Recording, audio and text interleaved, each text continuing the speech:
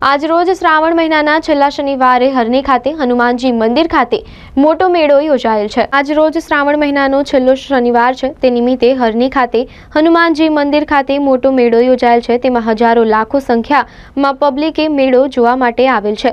મેળામાં લોકો મજા માણી રહ્યા છે, ત્યારે નાના બાળકો માટે રમકડા અને અનેક પ્રકારની ચીજ વસ્તુઓ જોવા મળી રહી છે। સાથે જ નાના છોકરાઓને પણ મેળામાં મજા આવે છે અને ફરવાની સાથે જ ચીજ વસ્તુઓ લેવાની નાના બાળકો મજા માણી રહ્યા છે।